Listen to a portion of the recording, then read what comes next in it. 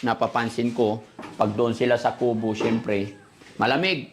Naawa ako sa katawan nila na pag umulan, gabi, syempre, hindi na natin pwedeng bigyan ng kulambo yan kasi wild nga po eh. Bigyan mo nga ng kumot, ayaw nila magkumot eh. Di ba? Kaya nag-isip ako na gawan sila ng kwarto para at least nasa loob sila ng bahay. May harang, kumbaga.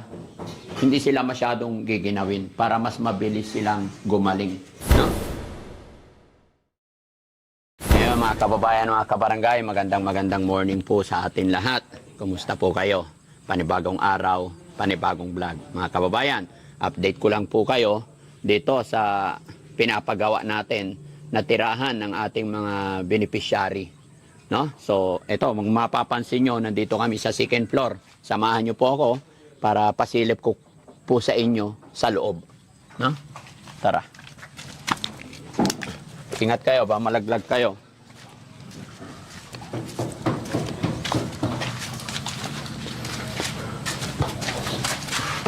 Bakit tatanggalin mo, Foreman?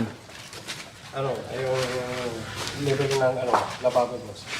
Mataas masyado? Opo, boss. Oo.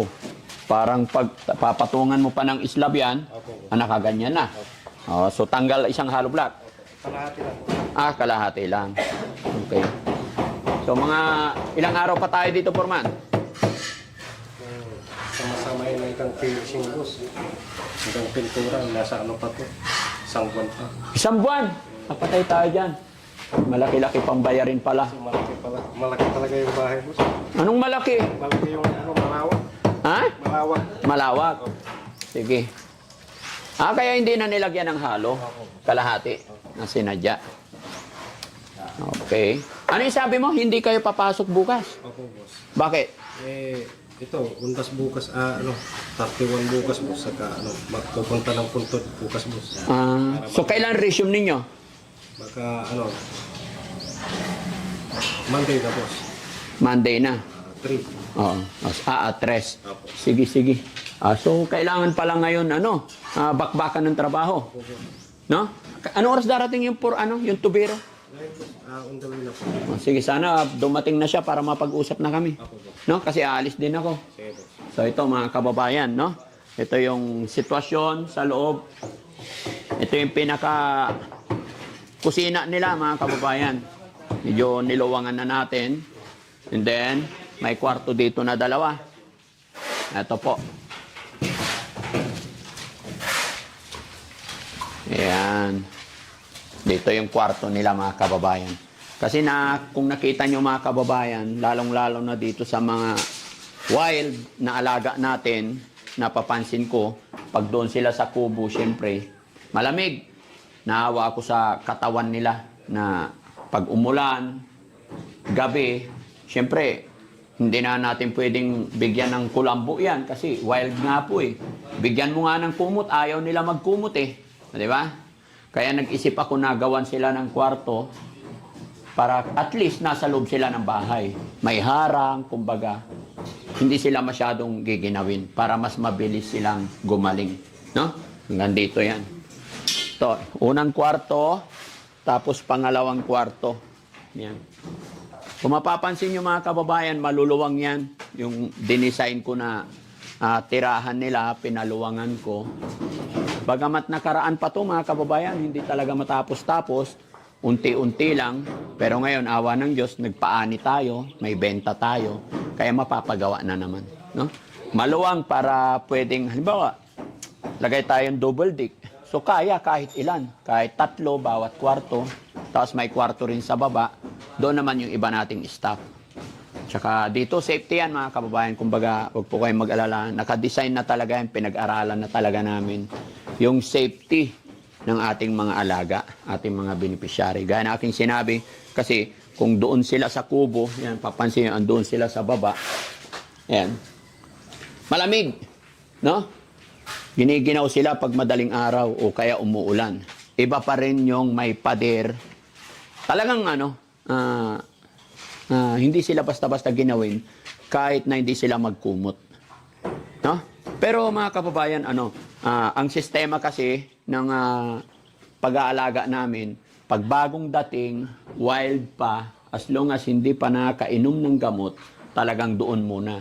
Parang may step by step yan. Kagaya ni Ate Maricel, di ba, nung una, wild, tapos pag napainom na ng gamot, okay na, yun, nandoon na sila sa loob ng bahay. Kahalubilo na natin. Ganun pong mangyayari din dito. Pwede sa baba, pag ano pa, no? Pag nagwa-wild pa. Kasi pag bagong dating dito mga kababayan, andyan yung umiihi siya, dumudumi siya. Hindi pa nila alam yon. Pero once na nadala ng pagamutan, hanggang sa a little by little, natuturuan na natin silang pumunta ng CR. No? Kaya mapapansin nyo, pati sa mga CR, naka-design yan na kaya natin silang buksan any moment. Kaya kung mapapansin niyo yung CR nila sa baba, walang pintuan. Yun yung CR para sa kanila. No? Ito, papakita ko rin yung CR dito. Ayan, ay puno. Hindi, okay lang. Sige. Okay lang. Ayan. Sige na, hindi ko na maipasilip. Dito mga kababayan yung yung living room. Dito. Ito ang living room. Dito po yung dito altar. Hindi ko alam, titignan ko mga kababayan kung dito or dito. No? Kung saan ko didikit yung altar ng bahay. Tapos dito naman, dito maglalagay tayo ng malaking TV. No? Para hindi sila naiinip. So kahit sa living room lang mga kababayan, pag natapos na tong bahay na to, malaya na sila, maluwag. No? Tsaka, yun, hindi mahihirapan pati taga-alaga. Kasi, nakakulong yan. Hindi basta-basta. No? At saka, syempre, hindi naman ganun ka, wild, yung mga alaga natin, gaya na aking sinabi. Basta may gamot na po, napainom na at naalagaan ng tama, nagiging maayos na sila. Yung mga kapatid natin na nandyan sa lansangan, na nagwawala or wild, yun po yung mga taong hindi naalagaan, yung gutom ang inaabot nila. Ulan, araw, tapos nagugutuman, and then kulang sa tulog, yun yung mga nagwawala talaga. Kahit sino mga kababayan, basta nagutuman, nagwawala yan. Nawawala talaga sa sarili. Pero pag nakarating na rito, mahaba na po yung 10 araw na ikukulture namin sila, and then magiging okay na. Kaya mapapansin yung mga kababayan, yung mga nakukuha natin, is pinipilit natin na hanapin yung kanilang pamilya. Kagaya po kay Tintin. 12 days, mga kababayan, talagang nagwawala yan. Sigaw ng sigaw. Kaaway niya sarili niya. Alam ko napapanood niyo po yung sitwasyon ni Tintin. Siya yung hindi ganoon kalala, pero yung behavior niya, kakaiba rin sa lahat ng napulot namin. Kasi marunong siyang kumain, pag gutom, pero may time, oras na kaaway niya sarili niya. May time na marami siyang kausap. Pero awa ng Diyos, nung nadala namin sa pagamutan kasama ng kanyang tatay, tahimik na po siya ngayon. No? So mga kababayan, maraming salamat. Sana masaya po kayo na naipasilip sa inyo itong bahay ng ating mga alaga. Medyo malaki lang po ito, pero nakakatawa. Kahit malaki, ay unti-unti nating napapaayos.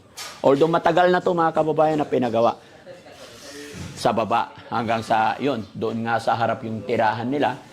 Pero unti-unti, nagiging na-upgrade na natin para magkaroon talaga ng maayos.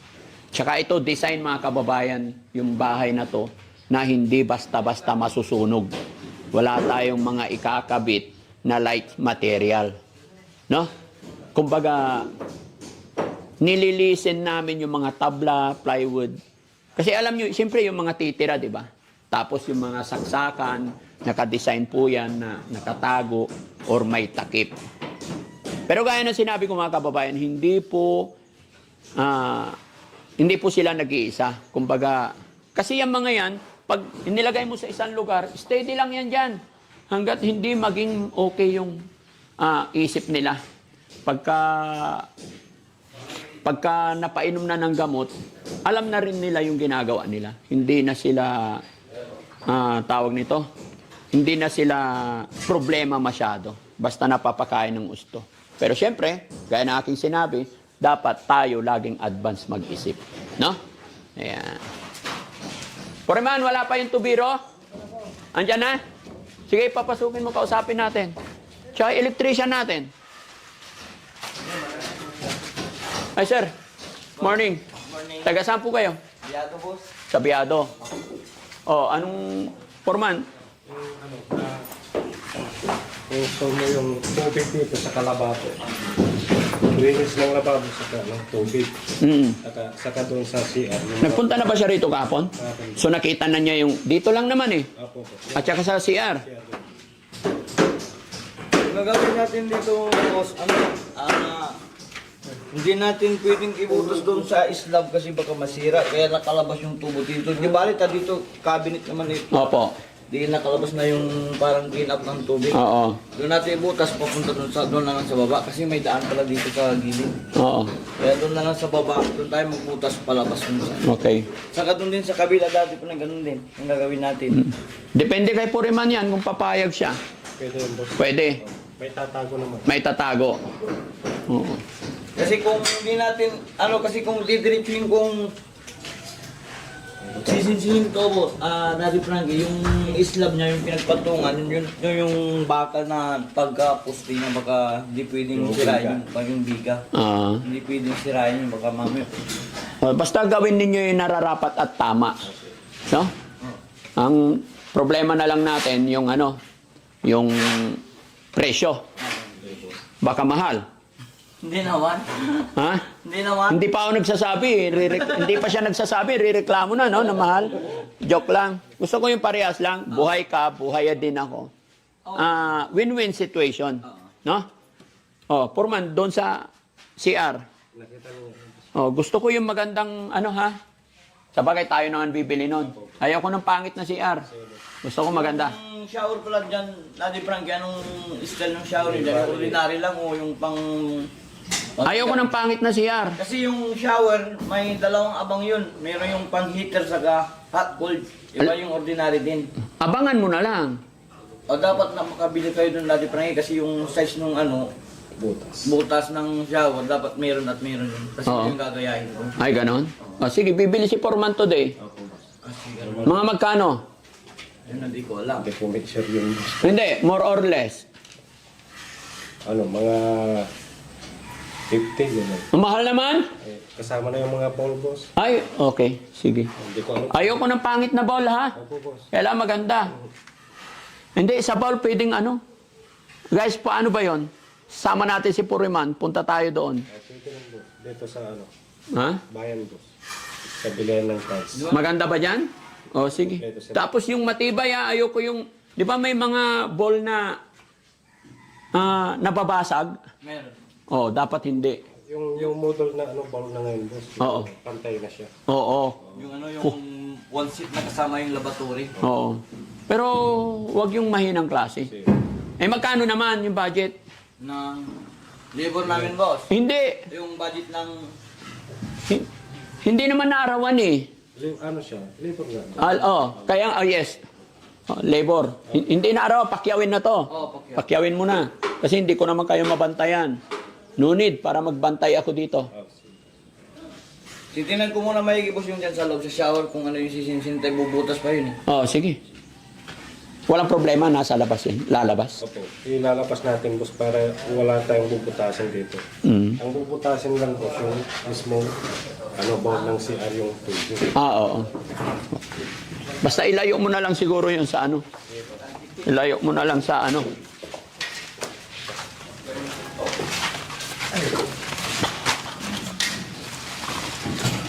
Wala pa yung electrician natin, Ha? Baka lasing. Hindi naman. Puriman, hindi dyan may kinoy, may share mo, dyan mo. Diyan yung banda. Dua ito mga tao. Dito, pag may divider dito ang bowl. Dyan yung baon. Dito yung ihiyan.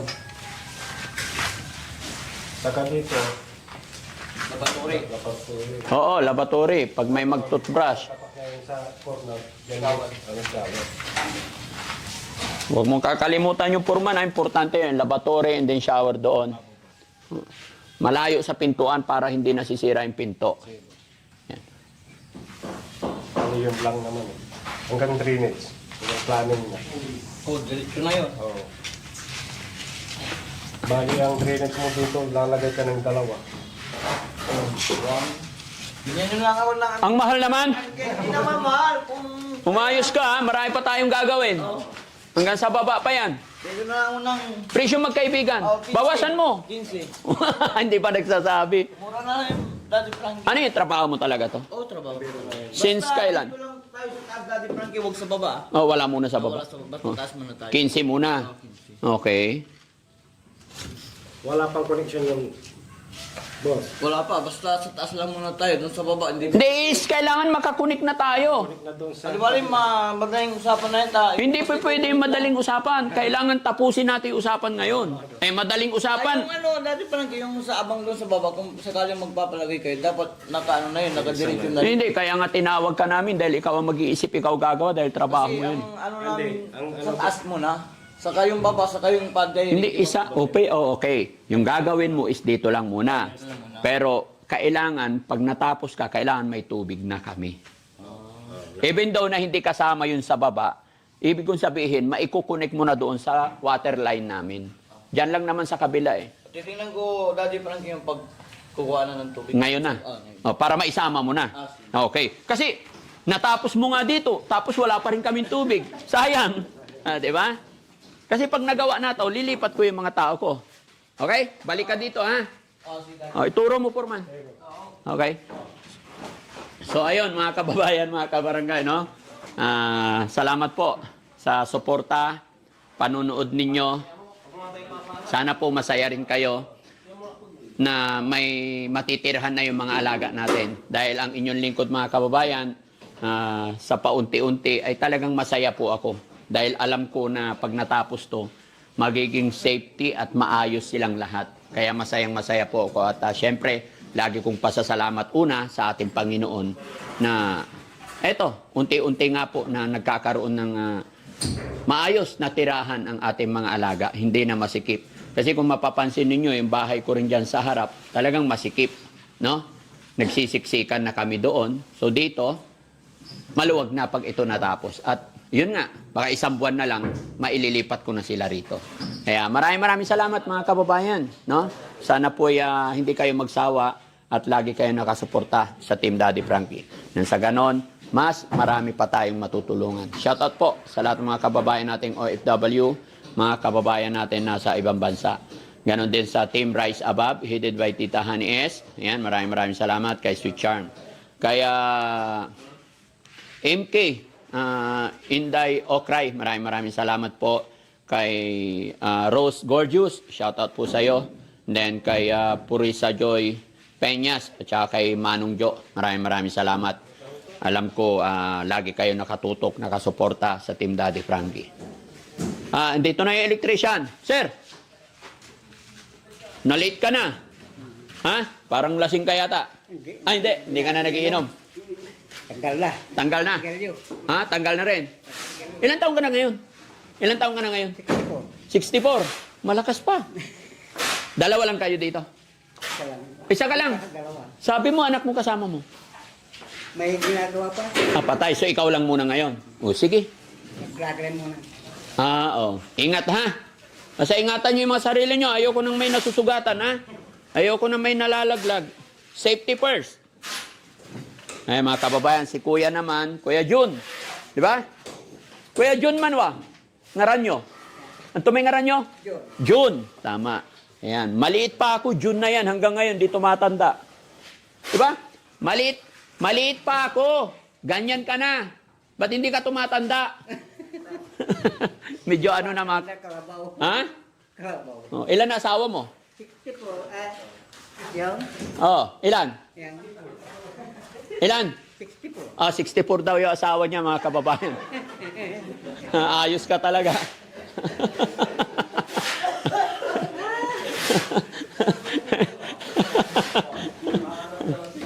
Ha? Paano natin? Idol kita, Kuya John. Sana all, may 64 na asawa. Mga kababayan, pinapatawa ko lang kayo. Kung malakas ang boses ko dahil sa edad po ni Kuya Jun, sa medyo mahina na yung pandinig.